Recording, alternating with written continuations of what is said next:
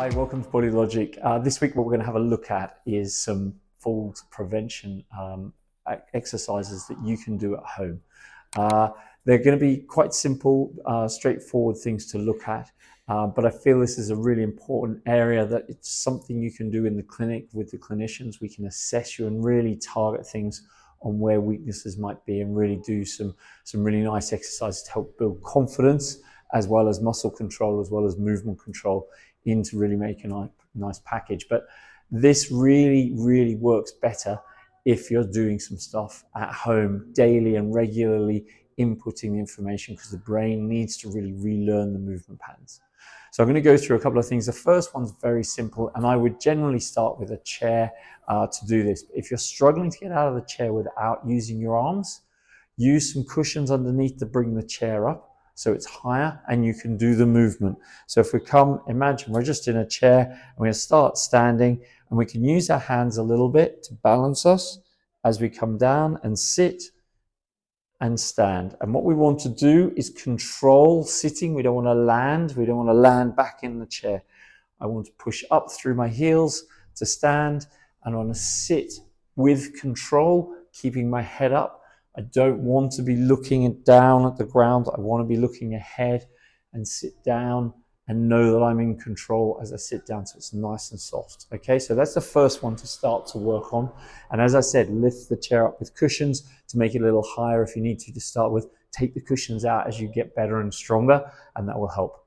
Next one I'm going to do, a lot of what happens with people with falls is that they lose their confidence in the ability to adjust or correct as they move outside their center of gravity. So if I'm here, it's that ability to be able to step forward and catch myself and react to that comfortably. So what we end up with is a very shuffly walk with your feet not lifting very high off the ground, which then creates that increased risk that you catch your foot on something and fall over. And obviously that's what we're trying to avoid. So we're going to be looking, firstly, just a few phases. Start, if you're not confident, with a fingertip on something.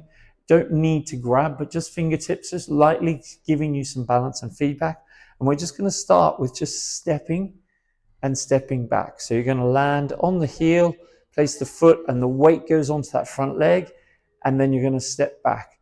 And you're going to do the same side, and you're going to need to do about 25 repetitions on one leg and then 25. Again, it's that neural programming. It's getting the brain to really understand and learn that pattern and build your confidence up in being able to do that movement. So we're using support here. As you feel more confident, take the support away. Same thing. It doesn't need to be a big step. You're not lunging. You're just taking a small step onto the heel and the foot, bringing the weight onto that front leg and pushing off through the heel and repeating again. So now I haven't got a weight. I want to make it more complex. I can start to then go out to the side, transfer the weight across. Okay, again, nice and simple. I want to be trying to look ahead. Make sure you've got no carpets or anything you can trip over while you're doing these. I'm going to be looking ahead. I don't want to look down at my feet. I want my body to know where it is in space and time. Then finally, we'll go at a diagonal. Okay, and we're just coming through and stepping at a diagonal. Okay, nice and simple stuff. Repetitions are more important. So again, 25 of each. As you're progressing through, you want to make it hard. You're feeling more confident. You can do the step without holding on, without looking down at your feet all the time. Then grab a tennis ball, which has got a bean bag here. And then what you're going to do is, as you step forwards, throw it up and catch it. So it's distracting you from being able to focus on what you're trying to do. And you can change hands.